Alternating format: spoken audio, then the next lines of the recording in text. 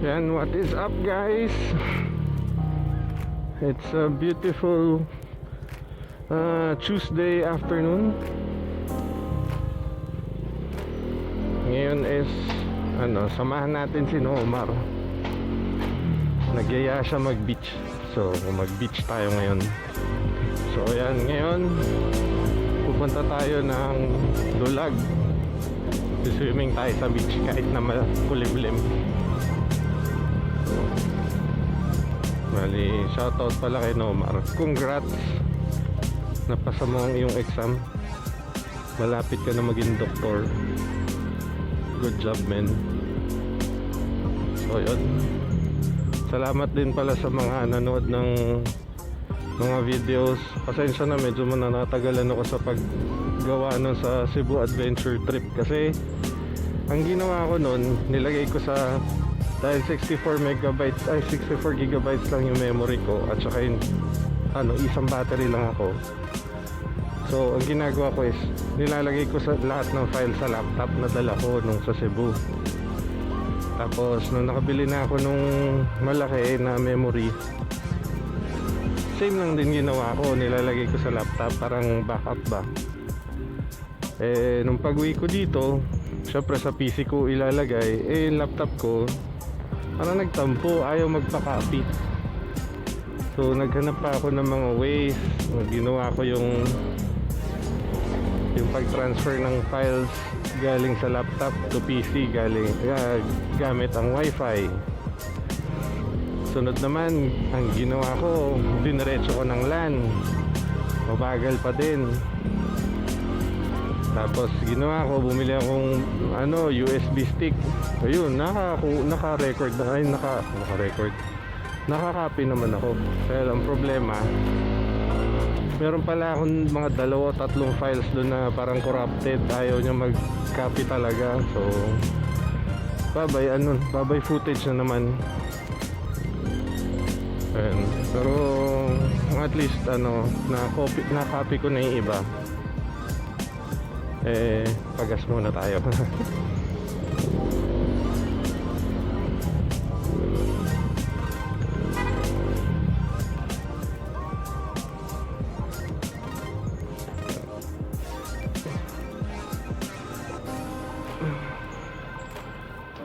Full tank kuya, premium.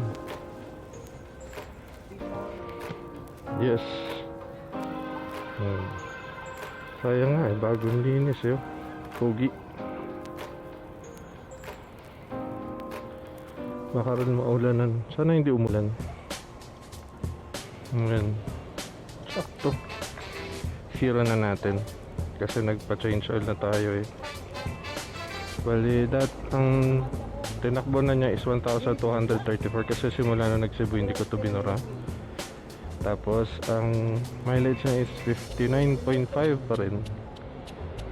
So yun, teka, burin na natin. Salamat kuya.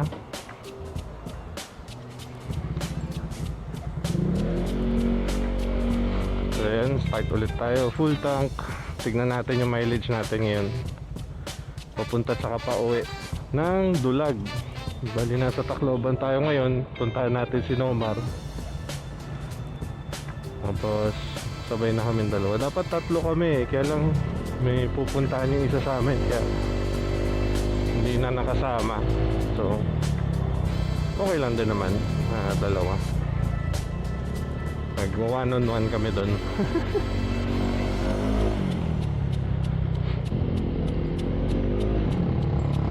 Bagong asfalto, sarap po.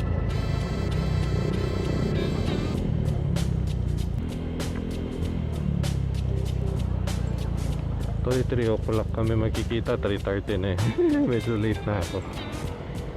Nag-ayos pa kasi ako nung mga in-order ko sa Shopee. Ayan. Balik na lang ako mamaya pagka paalis na kami ni Omar. What's up? Dito tayo kala Omar. Ayan. Hello. Ayan yung mga doggies niya. Hi, doggies!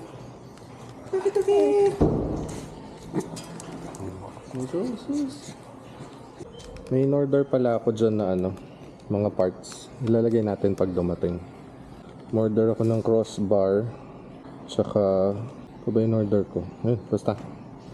Ano na lang, surprise. Tara dudes.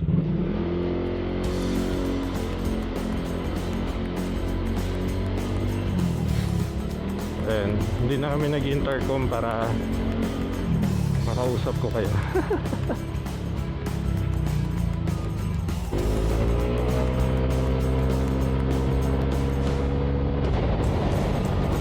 Kaya pala guys, walang microphone yung mga previous videos ko kasi ano, nung nasa Cebu kami, nabasa tong microphone.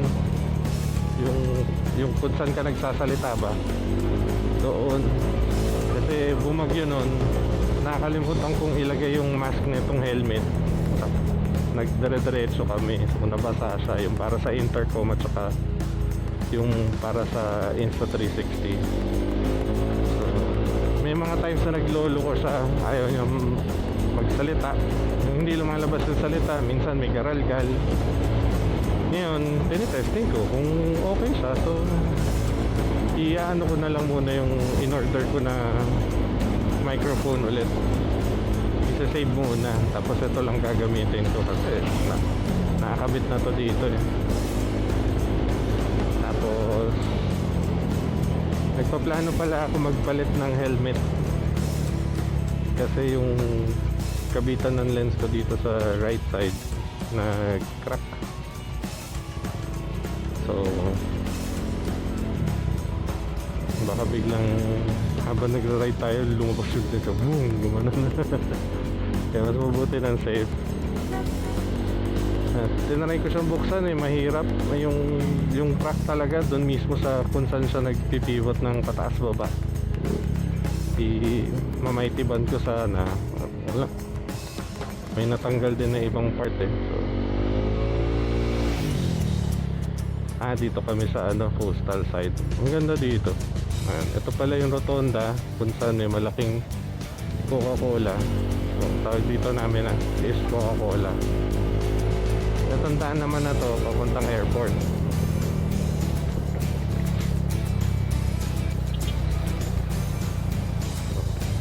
Mayroon bago kasing ginawang daan. Actually hindi na siya bago, mga taon na rin, pero bago pa rin siya sa paningin ko. Kasi maganda dumaan doon, parang nasa Japan ka. Pagkagabi na night ride ako na mag-isa nun, hindi pa ako nagvo-vlog. Yan ang paratindaan ko, diretso sa ng MacArthur Park sa Palo, then mag-highway ka, mag-bypass road, then balik ng bahay. Itong daan. So yun, abangan nyo pala yung ano sa adventure trip namin. Bali parang 3 parts na lang yun.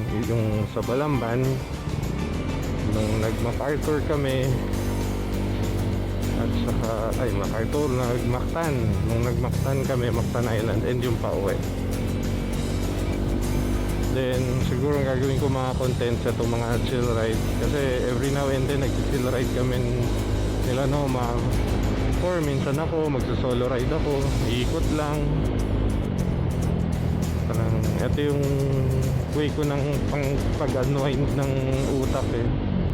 Siyempre diba, araw-araw meron tayong mga problema, mga stress sa buhay. So ito yung way na nakita ko na nakakapag-relax sa akin. At the same time, nakakapag-focus ako. Kahit na ito, nakikipag-usap ako, nagsasalita ako. Sobrang siya, relaxing. Kung wala yung takot nyo sa pagmamaneho at medyo positive thinker kayo, sinasuggest ko na mag-ride kayo. Lakas nung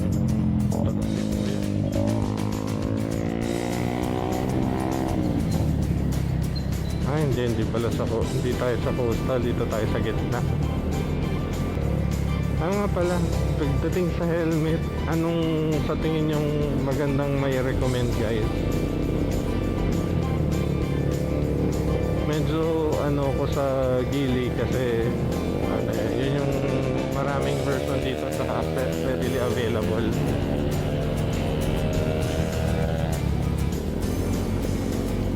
Madali si kuya.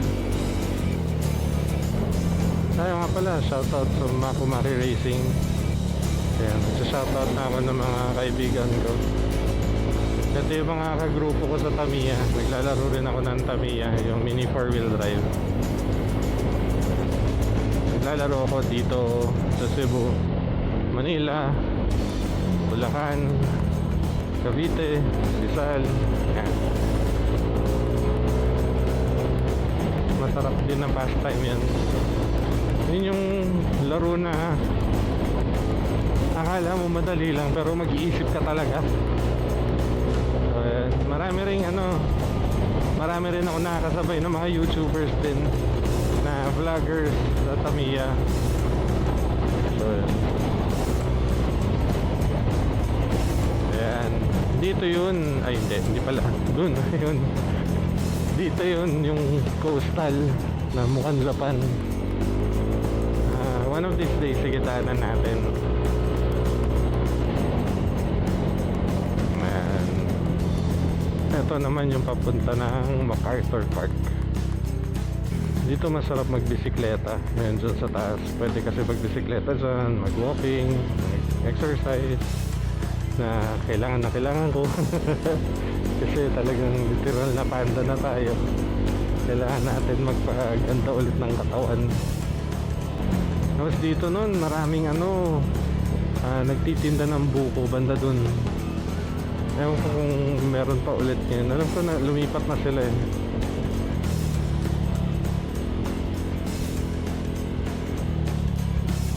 Pero marami nagtitinda ng buko. Ayun, meron pa rin pala.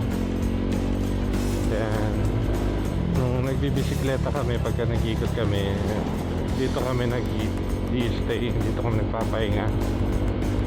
Iinom ng buko, fresh buko, yung nasa, yung nasa, ano pa talaga. Ayan, pero wala na masyado dati, daming tao dito. Ngayon, ang pasyalan nila dito sa tapat ng MacArthur Park. Ayan, tuwing Sabado, Linggo, maraming tao dito. Tapos, ayan marami ng street food na pwede mong pagpilian. Pinalitan na sila ng pwesto. Dito sila dati. Ngayon, doon na sila. Nilagay na sila sa gilid. Dito sila dati sa harapan eh. Siguro may nagreklamo sa dumi. Siyempre, hindi mo maano yun na magkakalat. Okay din naman, mas dumami yung parking.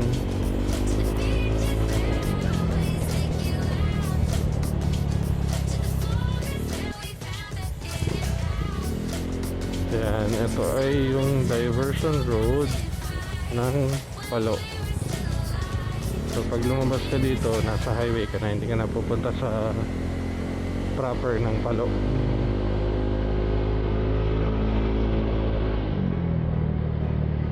Natutuwa talaga ako sa mga ganitong klaseng bridge. Biglang, alam mo yan, nakatutok ka sa kalsada, tapos biglang may makikita kang bridge, tapos malawak. Tsaka sa mga sa mga rice field, dire-diretso mga bahay, tapos sabay rice field, luluwag siya. Yung pinuntahan pala namin last Sunday dun yung sa Abuyog Silago Coastal Road. Tagtag. Dapat di ako nagsasalita pag matagtag. Kumaga ng boses ko. Ayun, yun dun sa Silago Abuyog Coastal Road. Binanyagan na lang namin kasi walang pangalan sa Google Maps eh. Ano pala sa dati, Fire Road, yung hindi sementado, dirt road, parang ganon. Tapos na unti-unti siyang dinevelop na 1 lane, tapos yung 2 lanes, tapos may iba dun 4 lanes na. Mas mabilis kasi siya, para siyang shortcut papuntang Silago. Tsaka maganda din ang view, grabe. Ang ganda ng view dun. Maganda siya pang motor. Tsaka dun sa bihira lang kami nakakita ng kasalubong namin na sasakyan na 4 wheels puro 2 wheels, kaya enjoy yung ride namin. Medyo kampante kasi kahit na 2 lane siya, alam mong medyo maluwag para sa 2 wheels. And kumaliwa tayo, dito na tayo sa may papuntang Tanawan. So dire-diretsong kalsada lang to. Ka-counterflow.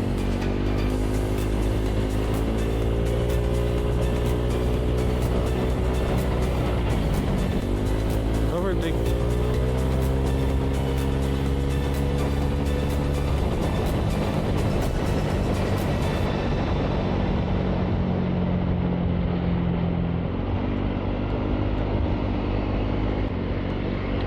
Proud ako sa mga friends ko talaga. Isipin mo, ayun, sino Omar.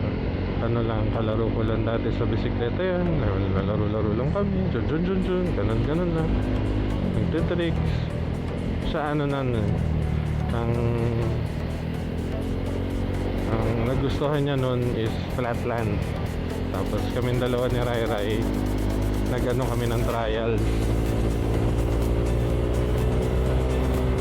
Pero ano pa rin, meron pa rin kaming mountain biking na yung magbubundok, magta-trail, and kasama ko din sila. Pero si Rai Rai hindi talaga yata kasi yung bisikleta niya pang trials lang talaga Tapos ayun, kita mo ngayon, doktor na. How time flies. Lapit na. Mapapanood mo to, Omar. Believe ako sa'yo. Good job, man.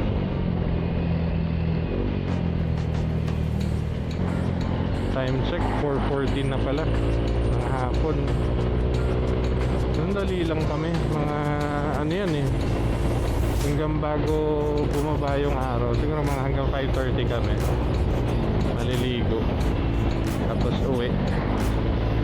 Uy, bago yun Ganda nun, resort.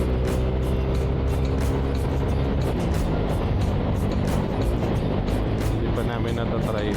Kaya maraming tao Itong mga ganito, ito yung kinaklasify namin magkakaibigan na short ride, less than 50 kilometers. Ayan. Kasi iba rin pala pagka nasanay ka sa mahabang biyahe. Parang yung ganito, parang simple na lang. Dati nun, ito talagang pinagplaplanuhan pa namin, tinitignan namin kung okay, yung weather, tapos kung kumusta yung traffic, ganun ba? Yung simbahan, ganun. Pero ngayon parang kagaya kanina, sabi niya lang sa akin, "Oy dude, tara, beach tayo." O sige, saan? Dalag? Okay. Ganun na lang. Ito yung opening nandun sa sa Silago. Ang ganda kasi yung area na to Yan dito, malapit na tayo dun sa beach. Pag napapadaan ako dito, yun yung gusto kong sabihin nung Sunday. Pag napapadaan ako dito talaga palagi, parang parang papasok tayo sa Jurassic Park. Ganon yung itsura.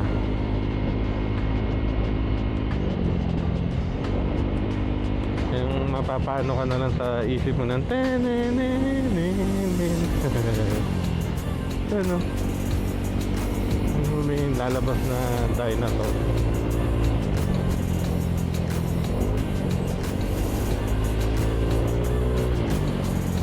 Yan, ito na yung beach. Ewan ko kung saan kami papwesto. Baka doon sa parati namin pinapwestohan.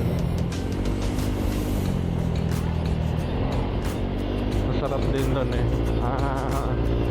siguro kukuha nagbaba lang ako ng konti. Hindi pa ako ganun ka-confident magbasa ng ano yung 360.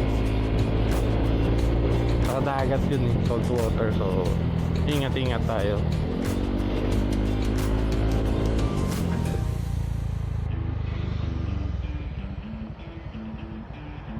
Ayan, eto siya. Ang San Jose Skimboarding Camp. Dito kami palagi. Ayan, parada muna. Maya ulit. Pahuhulog pa. Ang cute na motor. Skinny tires. Okay. Bye-bye.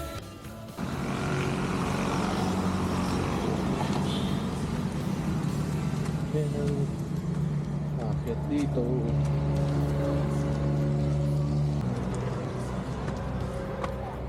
Ang entrance fee natin ay 20 pesos.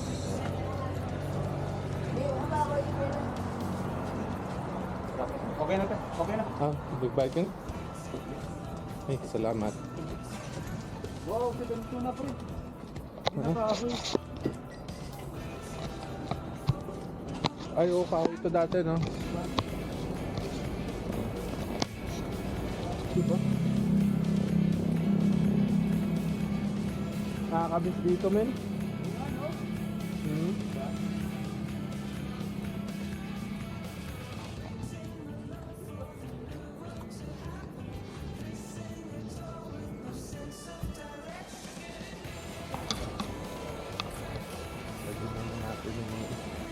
Ibabaw lang, no?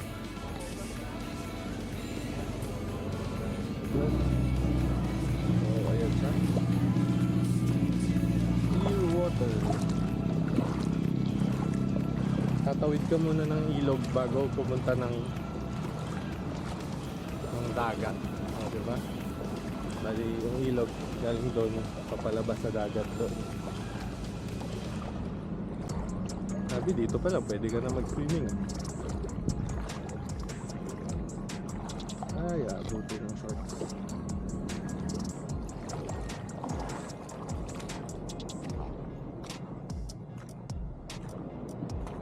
Ito na ang dalampasigan talaga. Dito talaga sa Leyte, itim ang sand. No? Ang sand natin, itim talaga. Tapos ito, nawas away lang kami sa iba.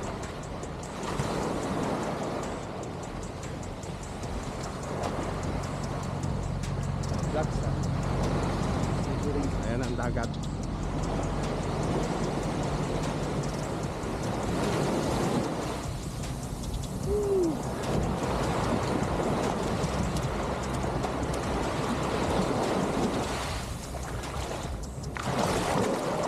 Lapit. Lapit. Oh, ayan yung Jurassic Park. Tapos, maliligo muna kami.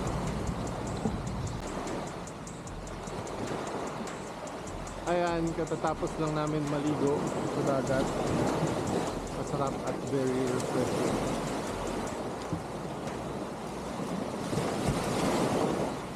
Ito pala yung skimboard camp. Ayan yung itsura niya sa side na to.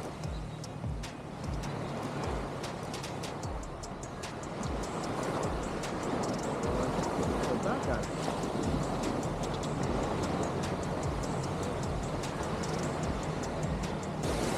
Ayan, hanggang dito na lang. Salamat sa panonood. Yan sa muli. Ride safe guys. Ingat-ingat. Bye-bye.